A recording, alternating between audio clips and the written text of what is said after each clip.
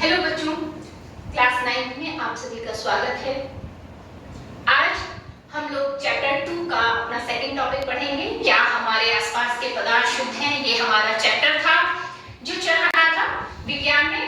और इस चैप्टर में हम लोग मिश्रण के बारे में जान चुके हैं कि मिश्रण क्या होता है, समांगी और विषमांगी मिश्रण क्या होते हैं, मिश्रण के गुण क्या क्या हैं, और मिश्रण को अगर घटकों को हमें पृथक करना हो तो उसकी क्या क्या विधियां संभव है, ये सब हम जान चुके हैं। ठीक है, अगर आपने अभी तक नहीं देखा है तो पिछला वीडियो देखकर इसे समझ लीजिए ताकि आगे का आपको टॉपिक क्लियर हो सके। अब बात करते हैं यहाँ पर, आज की जो वीडियो में हम बात करेंगे वो करेंगे विलयन की। और next topic and very important topic, विलयन किसे कहते हैं? अगर हम ये देखें कि विलयन किसे कहते हैं तो देखिए विलयन क्या होता है, दो या दो से अधिक पदार्थों का एक समांगी मिश्रण विलयन कहलाता है। अब देखिए समांगी हम लोग ये शब्द पहले पढ़ चुके हैं तो इतना आप लोगों को अब अनजाना सा शब्द नहीं लगना चाहिए, फिर भी मैं थोड़ा क्लियर करती हूँ कि समांगी यानी समअंगी, जिसमें समान अंग हो। अंग मतलब हाथ पैर मुंह नहीं, अंग का मतलब है कि इस जब हम दो या दो से ज्यादा पदार्थ को मिक्स कर रहे हैं, मिला रहे हैं, तो उनके कण आपस में इतने घुल मिल जाएं कि हमको पता ही ना चले कि किस पदार्थ का कण कहां पर है, इतना अच्छे से मिक्स हो जाए तो हम इसको समांगी मिश्रण कहते हैं। मतलब समांगी मिश्रण में जो जितने भी पदार्थ हमने मिक्स किए हैं, जितने भी पदार्थों को मिलाया है, उनके पदार्थों के कण संरचना में लगभग एक समान होते हैं। वो आपस में इतने मिल जाते हैं कि उनकी रचना एक सी लगती है, उनकी संरचना एक सी लगती है। ठीक है, तो विलयन जो है हमारा वो क्या होता है, दो या दो से अधिक पदार्थों का समांगी मिश्रण विलयन कहलाता है। ठीक है, अब बात करते हैं विलयन यानी जिसे इंग्लिश में हम लोग सॉल्यूशन कहते हैं, और सॉल्यूशन शब्द सबको पता होता है। विलयन थोड़ा शुद्ध हिंदी का शब्द है तो हम इतना नहीं प्रयोग में लाते, लेकिन सॉल्यूशन तो हम डेली लाइफ में अपने बोलते ही रहते हैं शब्द को। अब जो सॉल्यूशन है इसके दो भाग होते हैं, विलयन है इसके कितने भाग होते हैं, दो भाग होते हैं। एक होता है विलायक जिसे हम इंग्लिश में कहते हैं सॉल्वेंट, दूसरा होता है विलेय जिसे इंग्लिश में कहते हैं सॉल्यूट। देखिए विलायक क्या होता है, विलायक वो पदार्थ होता है जिसमें विलेय पदार्थ को घोला जाता है। देखिए विलयन में जब हम दो या दो से अधिक पदार्थों को मिक्स करते हैं तो उनमें कोई एक पदार्थ ऐसा है जिसकी मात्रा बहुत ज्यादा होती है और बाकी अन्य पदार्थों की मात्रा उसकी तुलना में क्या होती है, कम होती है। ठीक है, जैसे जब हम पानी में नमक घोलते हैं तो क्या हमारा नमक पानी की मात्रा से ज्यादा होता है? नहीं। जब हम नमक का विलयन बनाते हैं, नमक का घोल तैयार करते हैं, ठीक है, आपने देखा है ना ORS का घोल हम लोग घर में तैयार करते हैं, तो नमक कितना लेते हैं, 1 लीटर, और वो सॉरी पानी कितना लेते हैं, 1 लीटर, और नमक कितना लेते हैं, चुटकी भर। तो नमक हमने कितना लिया, चुटकी भर लिया, पानी कितना लिया, 1 लीटर लिया, तो पानी की मात्रा क्या है, ज्यादा है, नमक की मात्रा क्या है, कम है, तो पानी हमारा क्या बन जाएगा, विलायक हो जाएगा। तो विलायक वो पदार्थ होगा जिसकी मात्रा बहुत ज्यादा है और उसके अंदर हम विलेय पदार्थ को घोलेंगे। ठीक है, अब विलेय किसे कहेंगे, विलेय वो होगा जिसे विलायक में घोला जाएगा। विलायक मतलब जैसे हमने पानी में अगर नमक को घोला तो पानी क्या है, हमारा विलायक है, सॉल्वेंट है, और नमक क्या है, नमक हमारा सॉल्यूट है, विलेय पदार्थ है, क्योंकि इसे विलायक में घोला गया। ठीक है, अब ऐसा नहीं है कि केवल एक ही विलेय पदार्थ घोला जा सकता है, हम पानी में एक से ज्यादा भी, मतलब पानी नहीं, जो भी विलायक हम ले रहे हैं, विलायक के अंदर हम एक से ज्यादा विलेय पदार्थ भी घोल सकते हैं। जैसे जब हम ORS के घोल की बात करते हैं तो ORS के घोल में मैंने अभी क्या बताया, 1 लीटर पानी होता है और उसके अंदर 1 चुटकी नमक डाला जाता है और साथ में क्या डालते हैं, 1 चम्मच चीनी। ठीक है, 1 चम्मच चीनी भी डालते हैं। तो अब चीनी अलग विलेय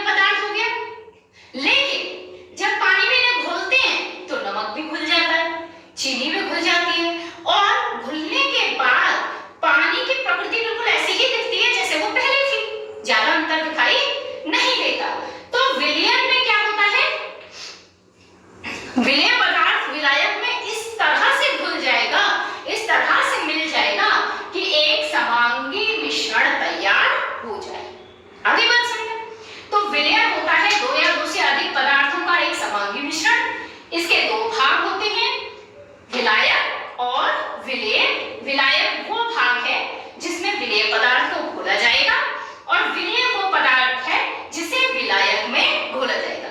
तो विलेय, अगर हम नमक के घोल की बात करते हैं तो विलेय नमक होगा और विलायक पानी होगा। ठीक है, अब बात आती है विलयन कितने प्रकार का होता है। ठीक है, तो विलयन, देखिए बेटा, विलयन हमारा जो होता है अलग अलग आधार पर अलग अलग तरह का होता है। ठीक है, तो यहाँ जो हम आधार बात कर रहे हैं वो है कि हमारा कितना विलेय पदार्थ घोला जा सकता है, विलेय की मात्रा के आधार पर, कि हमारा जो सॉल्यूट है, विलेय पदार्थ है, इसकी कितनी मात्रा हम विलायक के अंदर घोल सकते हैं, इस बात पर निर्भर करता है हमारे विलयन 3 तरह का हो सकता है। ठीक है, इस आधार पर हमारा विलयन कितने प्रकार का है, 3 प्रकार का है, असंतृप्त विलयन, संतृप्त विलयन और अति संतृप्त विलयन। इंग्लिश में कहूं तो असंतृप्त विलयन को हम कहते हैं अनसैचुरेटेड। अनसैचुरेटेड, सैचुरेट नहीं हुआ, संतृप्त नहीं हुआ। देखिए संतृप्त शब्द, ये शुद्ध हिंदी का शब्द है, ये भी मैं क्लियर कर दूं। बिल्कुल ऐसे समझिए, उदाहरण लेते हैं, आप खाना खा रहे हैं, ठीक है, आप पहली रोटी खाते हैं, आप भूख लग रही है, आपने एक रोटी खा ली, दूसरी रोटी खा ली, तीसरी रोटी खा ली। रोटी खाते खाते इतना पैसा आएगा खाना खाते खाते कि आपको लगेगा अब और नहीं खाना है। ठीक है, अपने अब खाना नहीं है। ठीक है, तो जब हमें ये लगने लगे कि हमें खाना नहीं है, वो हमारी संतृप्तता की स्थिति कहलाएगी। हम तृप्त हो गए, अब और नहीं खा सकते। अच्छा, उससे पहले क्या थी स्थिति, असंतृप्त, अभी और खा सकते हैं, एक रोटी खाई, अभी तो पेट में जगह है तो और खा सकते हैं, अभी तो और खा सकते हैं, 2 खाने के बाद भी। तो जब तक हमें लगता है कि हम और खा सकते हैं, जब तक हमें लगता है कि हम और ले सकते हैं, वो स्थिति कहलाती है असंतृप्त। और जैसे ही उसमें लगने लगे आपको कि हाँ अब इससे ज्यादा और नहीं संभव है, नहीं खा सकते, तो संतृप्त हो गए। ठीक है, और आपको लग रहा है कि आप नहीं खा सकते हो, लेकिन सामने वाला जिद कर रहा है, नहीं एक और खा लो, नहीं एक और, एक और, एक और, ऐसे जिद कर रहा है। तो जिद कर रहा है, आपने वो भी खा ली, तो क्या हो गई स्थिति, अति संतृप्त। मतलब आप तो तृप्त हो चुके थे, लेकिन आपने उस तृप्ति के ऊपर भी खा लिया। ठीक है, आपकी जो संतृप्तता की स्थिति थी उससे भी ऊपर खा लिया, तो वो हो गया अति संतृप्त, सुपर सैचुरेटेड। ये हो गया अनसैचुरेटेड, सैचुरेटेड और सुपर सैचुरेटेड। ठीक है, बिल्कुल वैसे ही जब हम विलायक को लेते हैं और विलायक में विलेय पदार्थ को घोलते हैं, हमने पानी में चीनी घोली, घर में अक्सर हम लोग शरबत बनाते हैं, शिकंजी बनाते हैं, पानी में चीनी घोलते हैं ना। हमने पानी में चीनी घोली, अब 1 चम्मच गोली घुल गई, 2 चम्मच गोली घुल गई, 3 चम्मच गोली घुल गई, लेकिन एक स्थिति ऐसी आती है कि वो नहीं घुलती। अब अगर हम पानी में चीनी घोलने की कोशिश करते हैं तो चीनी पानी में बैठी रहती है, घुलती ही नहीं है। ठीक है, तो जब तक चीनी घुलती जा रही थी पानी में, वो स्थिति क्या थी, असंतृप्तता की स्थिति थी। असंतृप्त यानी निश्चित ताप पर विलेय की अधिक मात्रा को घोला जा सकता है विलायक में। विलायक में हम विलेय पदार्थ को घोल रहे हैं और विलेय पदार्थ घुलता जा रहा है, घुलता जा रहा है लगातार, तो ये असंतृप्तता की स्थिति है, यानी विलायक अभी संतृप्त नहीं हुआ, वो और विलेय पदार्थ को घोलने की क्षमता रखता है। लेकिन एक उसी ताप पर, ठीक है ना, जिस ताप पर हम असंतृप्त की बात कर रहे थे, उसी ताप पर हम घोलते चले जाएं, तो एक स्थिति ऐसी आएगी जब हमारा विलयन बनेगा और विलायक में विलेय पदार्थ की और अधिक मात्रा घुलना बंद हो जाएगी। हम एक्स्ट्रा अगर विलेय पदार्थ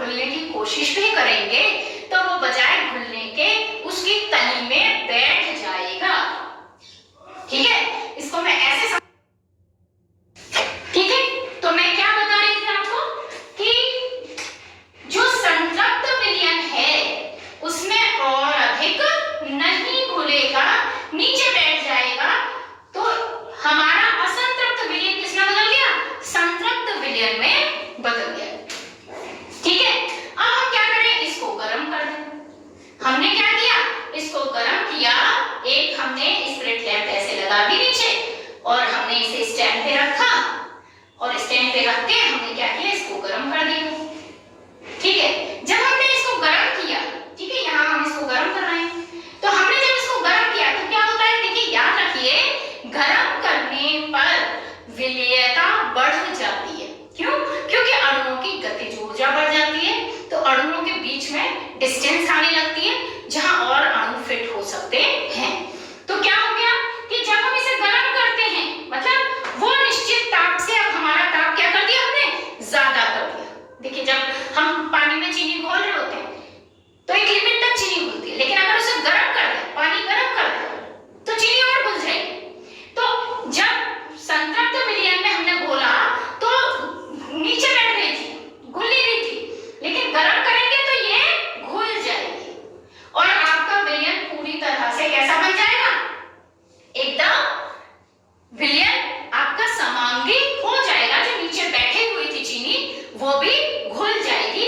इसको हम अवस्था को कहेंगे अति संतृप्तता की अवस्था। तो जब हम चाशनी बनाते हैं तो देखा है आपने घर में अपने बड़ों को, अपनी मम्मी को देखा होगा आपने कि देखिए एक चाशनी एक तार की बनती है, एक चाशनी दो तार की बनती है, और एक चाशनी बनती है जब आप बर्फी वगैरह बनानी होती है, कुछ इस तरह का आइटम बनाना होता है, मम्मी को आप देखिएगा तो उनकी चीनी ज्यादा होती है, पानी बहुत ही कम होता है, यानी अति संतृप्तता की स्थिति होती है, यानी विलय की मात्रा सांद्रता जो है वो संतृप्त विलयन से बहुत ज्यादा होगी विलायक के अंदर। क्लियर हो गई बात?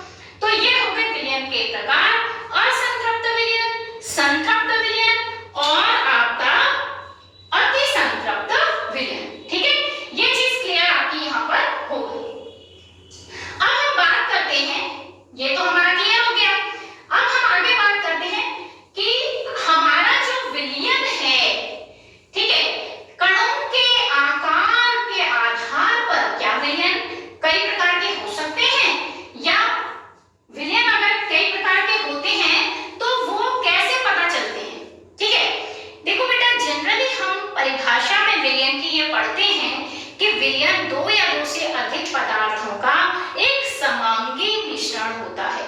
अक्सर हम यही पढ़ते हैं कि एक समांगी मिश्रण होता है विलयन दो या दो से अधिक पदार्थों का। ठीक है, दो पदार्थ में अगर वो दो पदार्थ है तो दो पदार्थ में एक की मात्रा ज्यादा होगी, एक की मात्रा कम होगी, जिसकी ज्यादा होगी वो विलायक है, जिसकी कम होगी वो विलेय है, और दो से ज्यादा है तो उनमें तीनों में या चारों में जितने पदार्थ हम घोल रहे हैं उनमें जिसकी मात्रा सबसे ज्यादा होगी वो विलायक कहलाएगा, बाकी जितने पदार्थ उसमें एक्स्ट्रा घोले जा रहे हैं वो सब विलेय पदार्थ कहलाएंगे। ये हम पढ़ चुके हैं।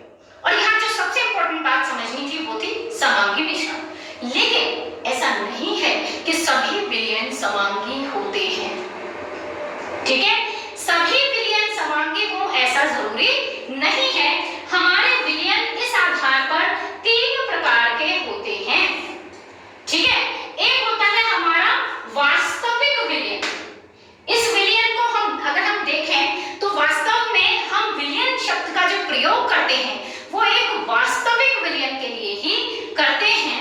ठीक है, हालांकि विलयन मिश्रण को ही शो करता है कि जिसमें दो या दो से अधिक पदार्थ घुलते हैं। तो वास्तव में ये मिश्रण के प्रकार हैं, लेकिन विलयन अगर हम कहें तो वास्तविक विलयन, कोलाइड विलयन और निलंबन विलयन, तीन तरह से हमारे विलयन को हम प्रदर्शित कर सकते हैं। अब हम बात करते हैं कि इनमें क्या डिफरेंसेस हैं। अलग अलग हम डिफरेंसेस पढ़ेंगे तो इससे हमें ये फायदा होगा, एक तो हम विलयन के सभी गुण समझ जाएंगे, कोलाइडी के सभी गुण समझ जाएंगे, निलंबन के सभी गुण समझ जाएंगे। दूसरे, हम इनमें अंतर भी कर पाएंगे, क्योंकि एग्जाम में कई बार इनमें अंतर भी पूछ लिया जाता है, तो हम इनमें अंतर भी कर पाएंगे कि विलयन किसे कहेंगे, तो विलयन और कोलाइड में और निलंबन में क्या अंतर है।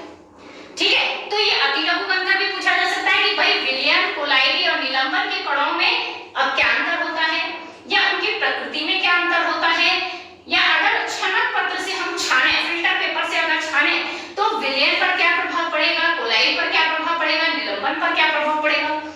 ठीक है, कौन से विलयन हैं जो टिंडल प्रभाव प्रदर्शित करते हैं, वास्तविक विलयन है, कोलाइडी विलयन है या निलंबन है।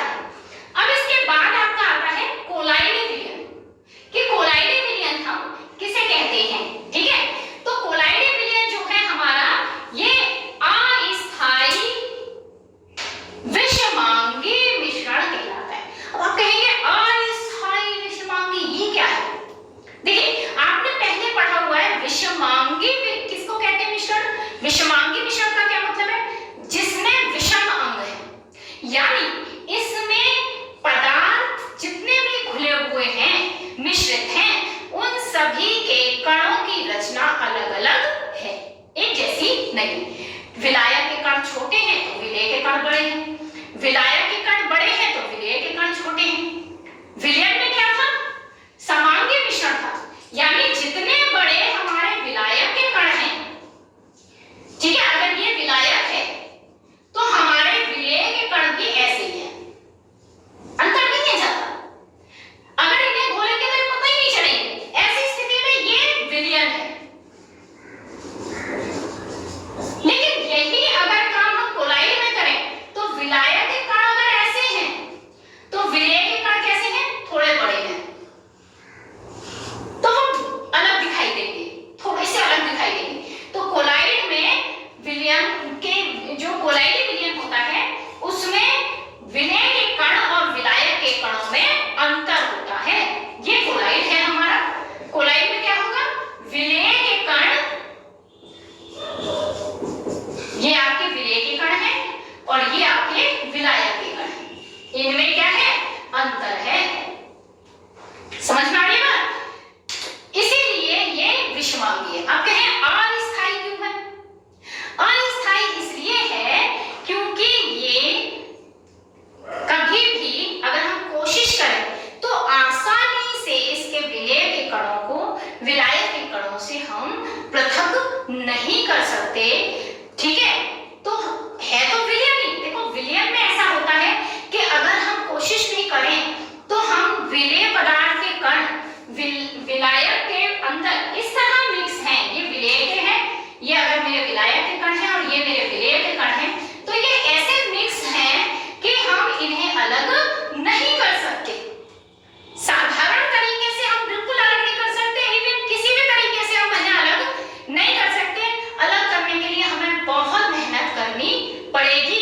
तो विलयन जो है उनके कणों को हम अलग नहीं कर सकते, छान कर, निथार कर, ठीक है, ऐसी विधियों से हम इन्हें अलग नहीं कर सकते।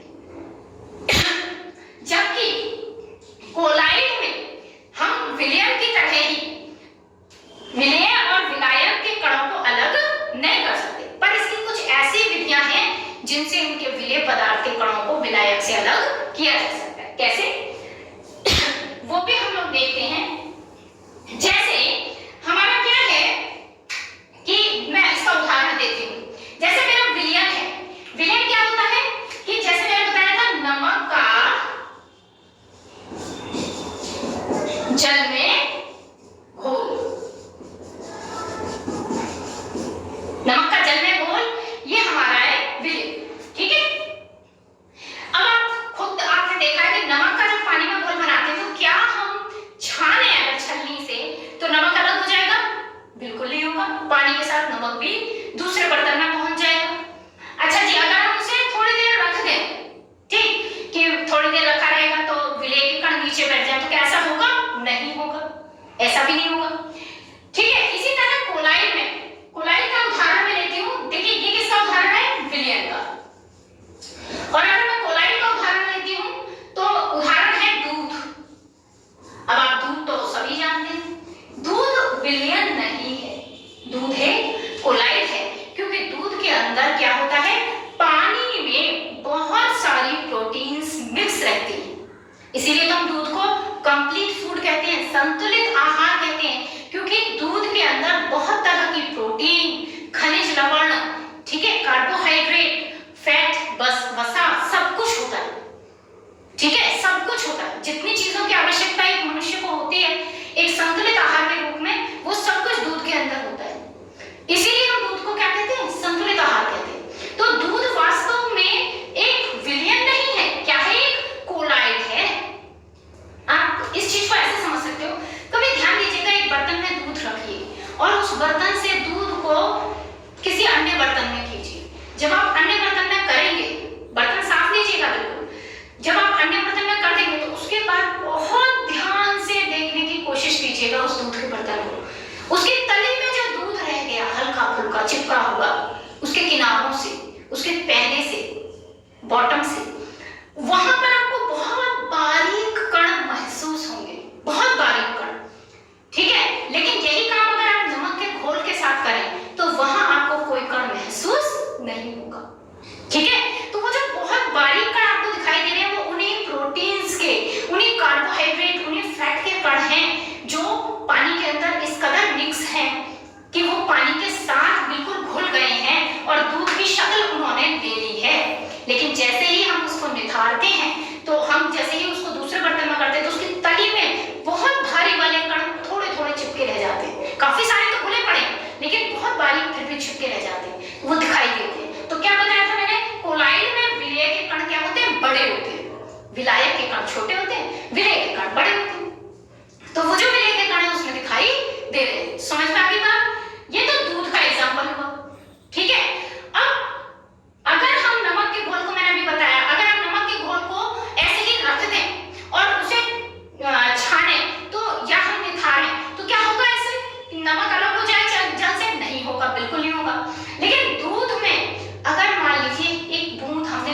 में पानी रस की डाल दी, नींबू का रस डाल दिया 1 बूंद, फिटकरी डाल दी 1 बूंद, क्या होता है?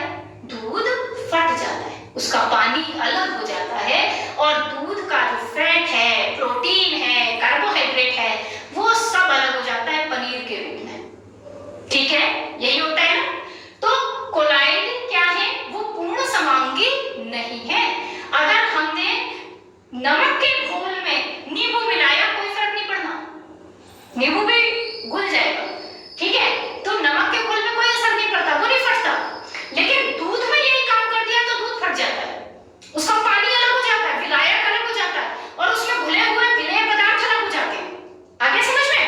तो कोलाइड क्या है? हमारा एक अस्थायी विषमांगी मिश्रण है।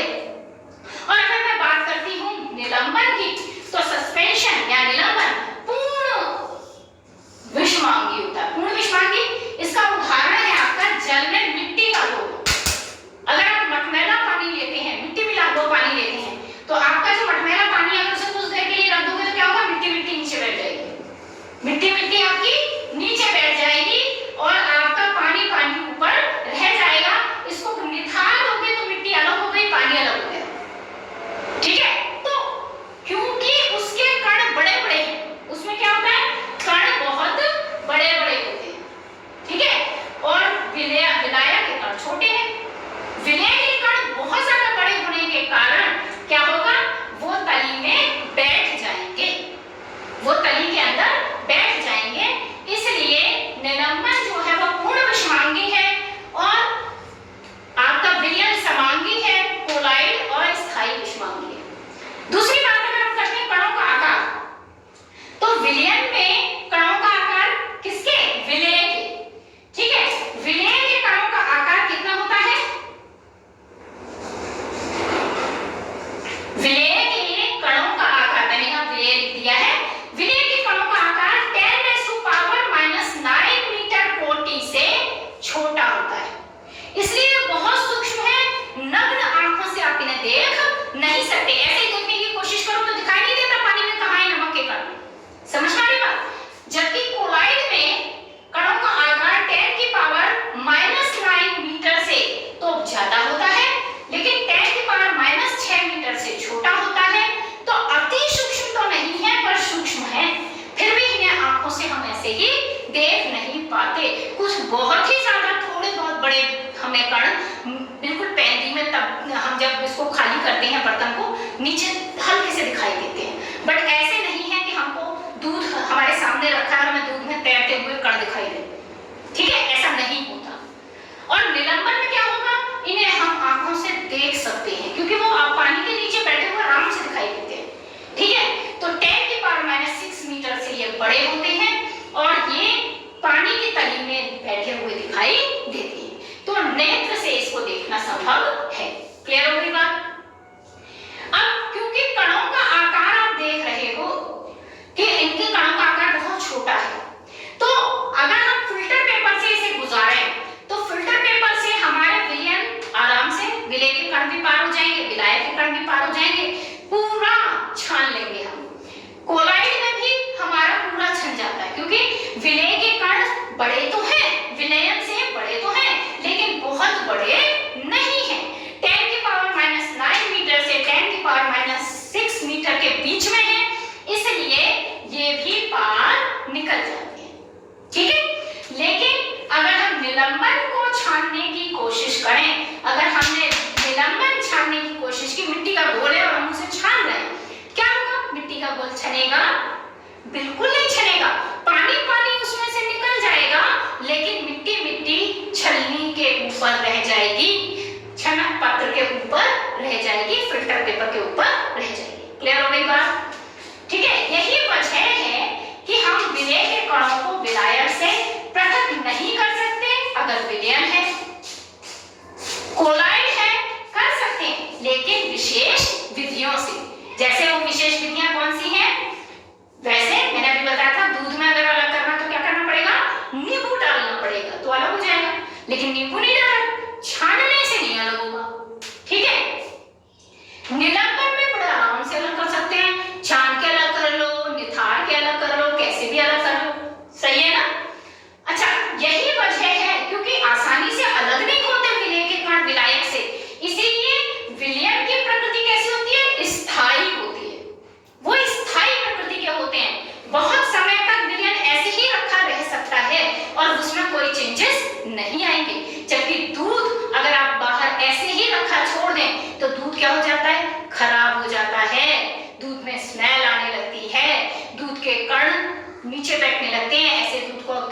गर्मी ली तो वो फट जाएगा, दहल जाएगा, जम जाएगा, ठीक है ना। तो ये हमारा कोलाइड होगा। अस्थायी प्रकृति होती है, ज्यादा समय तक ये एक ही स्थिति में नहीं रखे जा सकते। निलंबन में क्या होगा, ये भी अस्थायी प्रकृति के हैं क्योंकि आसानी से अलग हो जाते हैं विलेय के कण विलायकों से, ठीक है। तो जो विलायक के कण हैं उनसे विलेय के कण अलग हो रहे हैं, इसलिए ये प्रकृति कैसी है, अस्थायी प्रकृति है। क्लियर हो गई बात। अब यहाँ जो बहुत इंपॉर्टेंट चीज हम लोग यहाँ समझने वाले हैं वो हमारी यहाँ पर देखिए, ये सब आपको क्लियर हो गया है ना, ये चीज आपको क्लियर हो गई कि हम कहाँ तक समझ गए कि देखो विलयन हमारा समांगी मिश्रण है, कोलाइड हमारा अस्थायी विषमांगी है यानी कम विषमांगी है ना, और निलंबन हमारा पूरी तरह से विषमांगी है क्योंकि विलेय के कण अनुपात में बहुत बड़े हैं विलायक के कणों से। कणों का आकार विलयन में 10⁻⁹ मीटर कोटि से छोटा है, बहुत सूक्ष्म है, आंखों से नहीं देख सकते। कोलाइड के कण 10⁻⁹ मीटर से बड़े हैं, 10⁻⁶ मीटर से छोटे हैं, सूक्ष्म है, और निलंबन के कण 10⁻⁶ मीटर से बड़े हैं, इसलिए नेत्र से आसानी से दिखाई दे सकते हैं। प्रकृति स्थायी विलयन की क्यों होती है, मैंने बताया अभी आपको, क्योंकि हम विलायक के कणों से विलेय के कणों को पृथक नहीं कर सकते। कोलाइड में विलेय के कणों को हम पृथक कर तो सकते हैं लेकिन बहुत विशेष विधियों से ही अलग हो पाएगा, इसलिए स्थायी तो नहीं कहेंगे, अस्थायी है, ठीक है। निलंबन सरलता से अलग हो जाएगा तो अस्थायी है, मतलब अलग होगा तो वो अस्थायी ही कहलाएगा। छनन पत्र से छानने पर क्या होगा, विलयन में कण आसानी से पार हो जाएंगे, विलायक के भी विलेय के भी, कोलाइड में आसानी से पार हो जाएंगे, और निलंबन में बाहर नहीं निकलेंगे, विलेय के कण वहीं रुक जाएंगे छनन पत्र के ऊपर, फिल्टर पेपर के ऊपर, जबकि हमारे जो उसका विलायक है वो नीचे छनकर चला जाएगा। अब बात आती है यहाँ बहुत इंपॉर्टेंट एक टॉपिक है टिंडल प्रभाव। ये क्या होता है, ठीक है। यहाँ हमको ये जानना है कि टिंडल प्रभाव हम किसे कहते हैं। देखिए टिंडल प्रभाव हम किसे कहते हैं, जरा इसको ध्यान से समझिएगा। क्या होता है कि एक बॉक्स लेते हैं, इसकी जो खोज की थी वो टिंडल एक वैज्ञानिक थे, उन्होंने की थी, इसी कारण हम इसको हम टिंडल प्रभाव कहते हैं, ठीक है। तो हमने क्या लिया, एक बॉक्स ले लिया और उस बॉक्स के अंदर, यहाँ पर ये एक बॉक्स है और इस बॉक्स के अंदर हमने क्या किया, यहाँ पर हमारा एक छोटा सा छेद है, ठीक है। यहाँ पे हमने एक छोटा सा छेद बनाया है और यहाँ पे हमने क्या किया है, यहाँ एक टॉर्च लगाई है,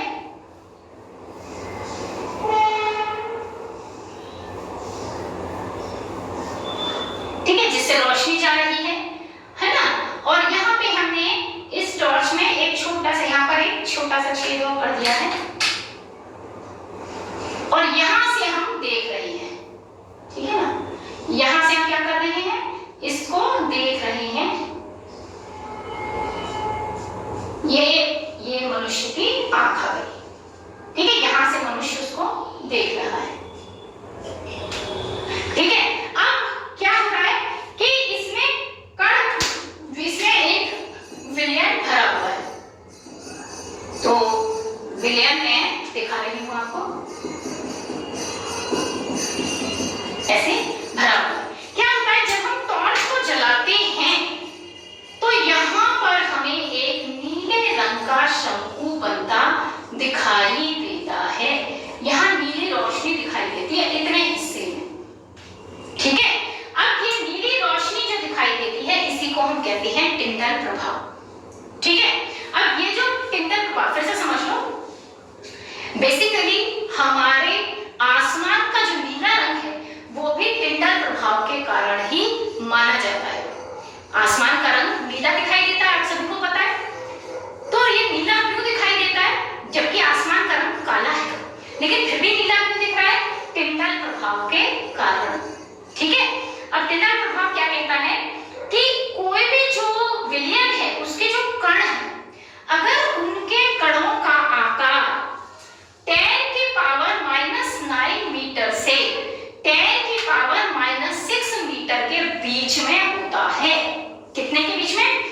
10 की पावर -6 से 10 की पावर -9 से 10 की पावर -6 के बीच में, यानी कोलाइडी कणों का आकार। ठीक है, तो 10 की पावर -9 से छोटे होंगे तो विलियन के कण हो गए, 10 की पावर -6 से बड़े हो गए तो निलंबन के कण हो गए। इसके बीच में अगर कणों का आकार है तो ऐसे कणों में क्या होगा? ऐसे कणों पर जब लाइट पड़ती है तो वो लाइट प्रकीर्णित हो जाती है। प्रकीर्णित मतलब ऐसे कण पर लाइट पड़ी तो टकरा करके लाइट कई रंगों में बट गई। समझ में आ रही बात? हमारा जो सूरज का प्रकाश है, सूर्य का प्रकाश हमारा 7 रंगों में बटा होता है। जो हमारा सूर्य का प्रकाश है बेटा, वो 7 रंग होते हैं। उसमें कितने रंग होते हैं? 7। विबग्योर, ठीक है, VIBGYOR. V for violet colour यानी बैंगनी रंग, I फॉर इंडिगो यानी आसमानी रंग, B फॉर ब्लू यानी नीला रंग, G फॉर ग्रीन यानी कि हरा रंग, Y फॉर येलो यानी कि पीला रंग, O फॉर ऑरेंज यानी कि नारंगी रंग, और R फॉर रेड यानी कि लाल रंग। तो ये हमारे 7 रंग सूर्य के प्रकाश में होते हैं। लेकिन सूरज के ये 7 रंग मिक्स होकर हमारा सफेद रंग बना लेते हैं। ये सारे रंग आपस में मिल जाते हैं और मिलकर एक सफेद रंग बनाते हैं, जिसे हम धूप कहते हैं, जो हमें धूप के रूप में दिखाई देती है। अब अगर ये प्रकाश की किरण, ये जो सफेद प्रकाश है, सफेद प्रकाश, ठीक है, ये प्रकाश अगर हमारा किसी कण से टकराएगा तो क्या होता है? वो अपने 7 रंगों में विभाजित हो जाएगा। अब अगर कण बहुत छोटे हैं तो क्या होता है? वो इतनी गति से टकरा ही नहीं पाता, क्योंकि कण तो बहुत छोटे हैं, तो प्रकाश उसके आसपास से, मतलब उसके पास से गुजर जाता है, उससे टकरा नहीं पाता। कोलाइड की अपेक्षा अगर निलंबन की बात करें तो कण इतने बड़े होते हैं कि प्रकाश उससे टकरा के वहीं रुक जाता है। लेकिन जब हम कोलाइड की बात करें, अगर हम बात करते हैं कोलाइड की, तो कोलाइडी विलयन में क्या होता है? ये कणों का आकार 10 की पावर -9 से 10 की पावर -6 के बीच में होने की वजह से जब सफेद प्रकाश इनसे टकराएगा तो टकराकर 7 रंगों में बिखरेगा, और इनमें सबसे ज्यादा जो रंग बिखरता है वो होता है नीला रंग। सबसे ज्यादा कौन सा रंग बिखरता है? नीला रंग बिखरता है, आसमानी रंग बिखरता है, बैंगनी रंग बिखरता है, मिक्स होकर ये टोटल नीला ही दिखाई देता है। इसी वजह से हमें ये हिस्सा नीला दिखाई देता है। आगे का सुने, ऊपर से जब हम देखते हैं तो ये हिस्सा हमको नीला दिखाई देता है रोशनी में।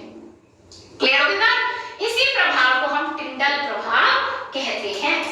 ठीक है, इसको हम क्या कहते हैं? टिंडल प्रभाव कहते हैं। मैं आपको बता दूं, बेसिकली आपकी बुक में टिंडल प्रभाव नहीं है, लेकिन आगे की क्लासेस में आपको कई बार ये पूछ लिया जाता है। अगर आप भविष्य में साइंस को और आगे पढ़ते हैं, एक्सप्लोर करते हैं, तो टिंडल प्रभाव आप लोगों के लिए एक इंपॉर्टेंट टॉपिक बन जाता है। जनरल साइंस में कई बार इस तरह के क्वेश्चंस पूछ लिए जाते हैं कि आसमान नीला किस प्रभाव के कारण दिखाई देता है? तो टिंडल प्रभाव के कारण दिखाई देता है। ठीक है, या अगर एक विलयन में हम लाइट गुजारते हैं तो नीला रंग का, किस रंग का शंकु बनता है? नीले रंग का शंकु बनता है। नीले रंग का क्यों बनता है? टिंडल प्रभाव के कारण बनता है। ठीक है, तो हमारे विलयन के कण टिंडल प्रभाव नहीं दिखाते, कोलाइड के कण टिंडल प्रभाव दिखाते हैं, और निलंबन के कण भी टिंडल प्रभाव नहीं दिखाते। आगे मेरी बात समझे? अभी आई कि नहीं आई ये अब आप डिसाइड कीजिए। अगर समझ में आए तो बहुत अच्छी बात है, नहीं समझ में आई है तो आप मुझे कमेंट कीजिए, बताइए कि मैम ये वाली बात समझ में, फिर से समझाइए, नहीं समझ में आई तो मैं आपको दोबारा इसको क्लियर करने की कोशिश करूंगी। ठीक है, तो टिंडल प्रभाव क्या हो गया कि अगर हम इसकी परिभाषा समझना चाहें तो क्या होगा कि जब प्रकाश को, ठीक है, जब प्रकाश को एक ऐसे विलयन से गुजारा जाता है जिसके कणों का आकार 10 की पावर -9 मीटर से बड़ा और 10 की पावर -6 मीटर से छोटा होता है, तो ऐसे विलयन से प्रकाश को गुजारने पर विलयन के कणों में एक नीले रंग का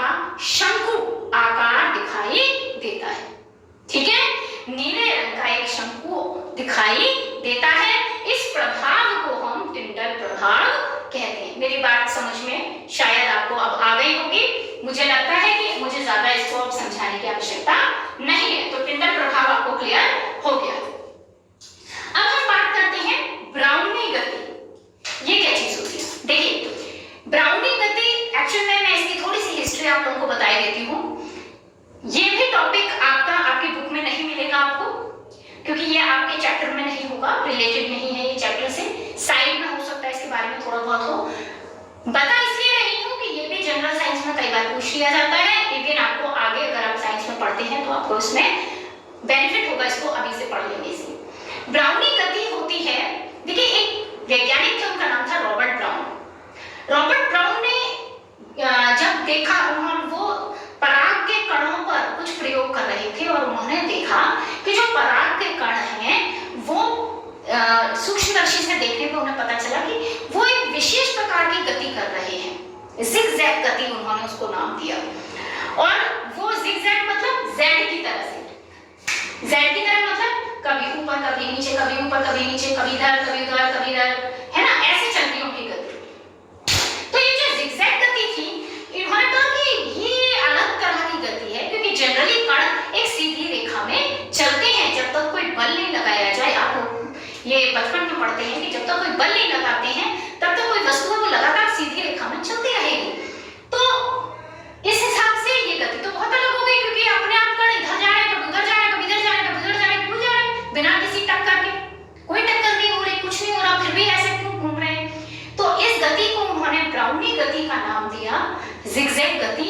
इसको ब्राउनी गति का नाम दिया, रॉबर्ट ब्राउन के नाम पर हम इसे ब्राउनी गति कहते हैं। और ये गति भी हर विलयन में दिखाई नहीं देती। जो हमारा वास्तविक विलयन है उसमें ब्राउनी गति प्रदर्शित नहीं होती, क्योंकि उसके कणों का आकार बहुत छोटा है, ठीक है। जबकि निलंबन के कणों का आकार बहुत बड़ा होने के कारण उसमें भी ब्राउनी गति दिखाई नहीं देती। लेकिन कोलाइड के कणों का आकार 10⁻⁹ मीटर से बड़ा है और 10⁻⁶ मीटर से छोटा है, इसलिए इसके कणों में हमें ब्राउनी गति दिखाई देती है, ठीक है। अब ब्राउनी गति क्यों दिखाई देती है? देखिए जो कणों का आकार है, जब एक निश्चित आकार के कण होते हैं तो क्या होता है कि अगर इन पर थोड़ी सी भी लाइट पड़ती है तो थोड़ी सी भी इन्हें एनर्जी मिलती है तो ये गति करने लगते हैं। गति करते करते ये अपने पास वाले से टक्कर खाते हैं और इनकी दिशा बदल जाती है, तो ये इधर गति करने लगते हैं। फिर ये इधर टक्कर खाई तो इधर गति करने लगते हैं, इधर गति खाई इधर टक्कर खाई इधर, ऐसे करके इनकी गति लगातार चेंज होती रहती है। इसी को हम ब्राउनी गति कहते हैं। लेकिन विलयन में क्योंकि कण बहुत छोटे हैं तो अगर लाइट पड़ेगी भी तो लाइट उसके साइड से पास आउट हो जाएगी, इतना ज्यादा कण पर इफेक्ट नहीं पड़ता। इसीलिए ये कण ब्राउनी गति नहीं करते। कोई एक आध कण इधर उधर हिलता जरूर है, लेकिन वो पूरी तरह इस तरह का जिगजैग रैंडम मोशन नहीं करते हैं, वो सीधी रेखा में ही चलते हैं। तो ब्राउनी गति कौन करता है? कोलाइड विलयन ब्राउनी गति करते हैं। और उदाहरण मैं आपको बता चुकी हूँ, विलयन का उदाहरण नमक का जल में घोल विलयन का उदाहरण है। कोलाइड का उदाहरण दूध हम लोगों ने लिया था। अगर मैं देखिए कोलाइड के बहुत सारे उदाहरण हैं, जैसे कोहरा भी कोलाइडी विलयन का ही उदाहरण है, क्योंकि उसमें भी पानी की बूंदें बर्फ में बदल गई हैं जो गैस के अंदर तैर रही हैं। तो वो गैस के कणों से अलग है, गैस के कण बहुत छोटे हैं और बर्फ के ये छोटे छोटे कण उनके कंपैरेटिवली बड़े हैं। तो ये भी एक कोलाइडी विलयन होता है। कई बार पूछ लिया जाता है कोहरा किस प्रकार का विलयन कहलाएगा, तो वो विलयन समांगी विलयन नहीं है, वास्तविक विलयन नहीं है, निलंबन भी नहीं है, वो कोलाइडी है। धुआं किस प्रकार का विलयन है? धुआं भी कोलाइड है, क्योंकि इसमें भी कार्बन के कण होते हैं जो हवा के कणों के बीच में रहते हैं, घुले रहते हैं। अगर आप कोई दीवार बीच में आ रही है या कोई आप तश्तरी या कुछ भी बर्तन बीच में लगाएंगे धुएं के, तो क्या होगा? कार्बन के कण तुरंत उस पर जम जाएंगे और आपकी हवा जो है वो सीधे सीधे पास हो जाएगी। तो ये कोलाइडी है, इसीलिए ये पृथक्कृत हो गए, अस्थायी है, ठीक है। अगर विलयन होता तो ये स्थायी होते, ये नहीं होते। ये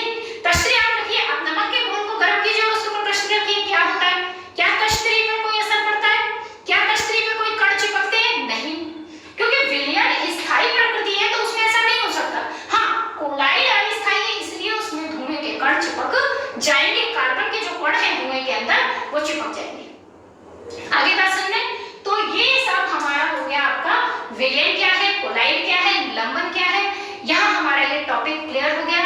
अब इस चैप्टर में जो आपके टॉपिक्स बचते हैं उनमें हमारा एक टॉपिक है भौतिक एवं रासायनिक परिवर्तन। तो हम अपना नेक्स्ट वीडियो जो देखेंगे, नेक्स्ट टॉपिक जो लेंगे वो हमारा होगा भौतिक और रासायनिक परिवर्तन। आज के लिए इतना ही। Thank you very much.